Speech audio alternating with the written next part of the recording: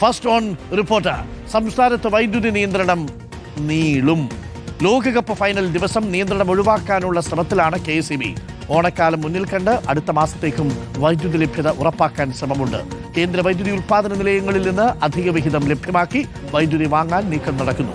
200 megawatt വൈദ്യുതി വാങ്ങുന്നതിൽ regulatory commission തീരുമാനം ഇന്നറിയാം. അതിനിടെ വൈദ്യുതി നിയന്ത്രണത്തിൽ പ്രതിഷേധിച്ച് KEB ജീവനക്കാരെ കയ്യേറ്റം ചെയ്താൽ കർശന നടപടിയുമായി മുന്നോട്ടു പോകുമെന്ന് ചെയർമാൻ MG രാജമാണിക്യം പറഞ്ഞു. സ്വാഭാവികമായിട്ടും കിട്ടുന്നില്ല എന്ന് പറയുമ്പോൾ ആൾക്കാർ അവരുടെ പ്രതിഷേധം രേഖപ്പെടുത്തുന്നുണ്ട്, ഒരു കുഴപ്പമില്ല. പക്ഷേ അത് നിയമപരമായിരിക്കാനുള്ളത് മാത്രമാണ്. നിയമം വിട്ട് അങ്ങോട്ട് പോകുകയാണെങ്കിൽ KEB ജീവനക്കാരന് മാത്രമല്ല അവർ സംരക്ഷിക്കേണ്ട ചുമതലയും കൂടിയുണ്ട്. ഒരു പ്രശ്നം അങ്ങനെ ശ്രദ്ധയിൽപ്പെട്ട് തൃശ്ശൂർ നമ്മൾ സംസാരിച്ചിട്ടുണ്ട്. അത് ശക്തമായിട്ട് തന്നെ KEB നടപടി സ്വീകരിക്കാനുള്ള എല്ലാതും ഉണ്ടാകും. അത് കർശനമായിട്ട് അത് നോൺ വൈലബിൾ അഫൻസ് ആണെന്നുള്ള കാര്യം മനസ്സിലാക്കണം. അതുകൊണ്ട് നടത്തിയതിനു ശേഷം അത് വെറുതെയും ഇടത്തില്ല. സുനിഷ എല്ലൂരുണ്ട്. Sunisha Ellur, very good morning. Sunisha Ellur, ഇപ്പോൾ നമ്മൾ ട്രോളിൽ കണ്ടതാണ്, മെഴുകുതിരികളൊക്കെ വിതരണം ചെയ്തുകൊണ്ടാണ് പ്രതിഷേധം നടക്കുന്നത്. മെഴുകുതിരിയൊക്കെ വാങ്ങി വെക്കണം. പണ്ട് 10 വർഷം മുമ്പ് നമ്മൾ പൂട്ടിവെച്ചതാണ് മെഴുകുതിരി കടയിലോട്ടുള്ള യാത്രയൊക്കെ.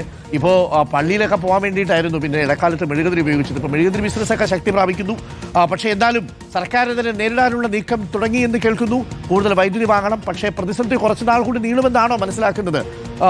ജനങ്ങൾക്ക് ശക്തമായ പ്രതിഷേധമുണ്ട്. ഓഫീസുകാരെ കയ്യേറ്റം ചെയ്താൽ അങ്ങനെ ചെയ്യാൻ പാടില്ല, കാര്യം നിയമം കയ്യിലെടുക്കാൻ പാടില്ലല്ലോ, ഉദ്യോഗസ്ഥരെന്ന് പിഴച്ചു. അപ്പോൾ സുനിഷ, എന്താണ് നമുക്ക് ലഭിക്കുന്ന വിവരങ്ങൾ?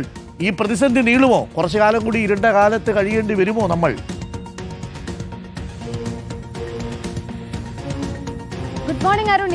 ഇപ്പോഴുള്ളൊരു പോക്ക് വെച്ച് കുറച്ചു കാലം കൂടി ആ ഇരുണ്ട കാലത്തിലേക്ക് കൂടി പോയേണ്ടി വരുമെന്നുള്ളത് തന്നെയാണ് മനസ്സിലാക്കുന്നത്. ഈ പറഞ്ഞതുപോലെ പ്രതിസന്ധി അത്ര പെട്ടെന്നൊന്നും തീരില്ല എന്നുള്ളത് തന്നെയാണ് അരുൺ. നിയന്ത്രണം കുറച്ചുനാൾ കൂടി നീളും എന്നുള്ളത് തന്നെയാണ്. പക്ഷേ പ്രധാനമായും KEB ഇപ്പോൾ ഈ നിയന്ത്രണം ഒഴിവാക്കാനുള്ള ശ്രമങ്ങളെല്ലാം നടത്തുന്നുണ്ടെങ്കിൽ പോലും നിയന്ത്രണം മാറ്റിയൊരു മറ്റ് സംവിധാനങ്ങളില്ല എന്നുള്ളത് തന്നെയാണ് ഏറെ വലക്കുന്ന ഒരു കാര്യം എന്ന് പറയുന്നത്. മറ്റൊന്ന്, അടുത്ത മാസം ഈ ഓണമൊക്കെ വരികയാണ്. അതുകൊണ്ട് തന്നെ ആ മാസമെങ്കിലും പൂർണ്ണമായും വൈദ്യുതി നിയന്ത്രണം ഇല്ലാതെയാക്കുക എന്നുള്ളതാണ് KEB സംബന്ധിച്ചിടത്തോളം മുന്നിലുള്ള ഏറ്റവും വലിയ വെല്ലുവിളി എന്ന് പറയുന്നത്. അതുകൊണ്ട് അത്തരത്തിലുള്ള നീക്കങ്ങളിലേക്ക് കൂടി KEB കടന്നിട്ടുണ്ട് എന്നുള്ളതാണ്. അതിലൊന്ന് ഏറ്റവും പ്രധാനപ്പെട്ടത്, ഇന്ന് 200 മെഗാവാട്ട് വൈദ്യുതി 24 മണിക്കൂറും ലഭ്യമാകുന്ന ഈ വൈദ്യുതിയുമായി ബന്ധപ്പെട്ട് അതിൽ റെഗുലേറ്ററി കമ്മീഷന്റെ തീരുമാനം ഇന്നാണ് വരുന്നത്. അങ്ങനെയെങ്കിൽ 200 മെഗാവാട്ട് വൈദ്യുതി നമുക്ക് അടുത്ത ദിവസങ്ങളിൽ തന്നെ എത്തിത്തുടങ്ങുമെന്നുള്ളതാണ്. ഒപ്പം തന്നെ ഈ കേന്ദ്രത്തിൽ നിന്നുള്ള അധിക വിഹിതം ചോദിച്ചിട്ടുണ്ട് KEB. അതുകൂടി ലഭിക്കുകയാണെങ്കിൽ ഏറെക്കുറെ അടുത്ത മാസത്തോടു കൂടി പ്രതിസന്ധി പരിഹരിക്കാൻ കഴിയുമെന്നുള്ളതാണ്. പക്ഷെ നിലവിൽ പ്രതിസന്ധി അത് തീരില്ല എന്നുള്ളത് തന്നെയാണ് ഇപ്പോൾ മനസ്സിലാകുന്നത്. ഈ പറഞ്ഞതുപോലെ മെഴുകുതിരിയൊക്കെയുമായുള്ള വലിയ പ്രതിഷേധം നടക്കുന്നുണ്ട്. DYFI ഒക്കെ പലയിടത്തും മെഴുകുതിരി തന്നെ വിതരണം ചെയ്യുന്നുണ്ട് എന്നുള്ളതാണ് മനസ്സിലാക്കുന്നത്. ഏതായാലും വലിയ പ്രതിസന്ധിയുണ്ട്. ഏറ്റവും പ്രധാനപ്പെട്ടത് 19ഉം 20ഉമായി വേൾഡ് കപ്പ് നടക്കുകയാണ്. അതുകൊണ്ട് ആ സമയത്തെങ്കിലും വൈദ്യുതി നിയന്ത്രണം ഒഴിവാക്കാനുള്ള ശ്രമം അത് KEB നടത്തുന്നുണ്ട് എന്നുള്ളതാണ്. കഴിഞ്ഞ ദിവസം തന്നെ മന്ത്രി പറഞ്ഞത് മറ്റ് സംസ്ഥാനങ്ങളിൽ നിന്ന് അധിക വിഹിതം വാങ്ങിയാണെങ്കിലും ഈ സമയങ്ങളിൽ 12 മണിക്ക് ശേഷം അങ്ങോട്ട് ഈ വേൾഡ് കപ്പ് നടക്കുന്ന സമയത്ത് നിയന്ത്രണം ഒഴിവാക്കുമെന്നുള്ളതാണ്. അങ്ങനെയെങ്കിൽ അടുത്ത 2 ദിവസം ഈ 12 മണിക്ക് ശേഷം ഈ കളി നടക്കുന്ന സമയത്ത് നിയന്ത്രണം ഉണ്ടാകില്ല എന്നുള്ളത് മനസ്സിലാക്കാമെന്നുള്ളതാണ്. മറ്റൊന്ന്, പല വഴികൾ 3-4 വഴികൾ ഇപ്പോൾ KEBയുടെ മുന്നിൽ ഇങ്ങനെ വൈദ്യുതി വാങ്ങുന്നതുമായി ബന്ധപ്പെട്ടുകൊണ്ടുണ്ട്.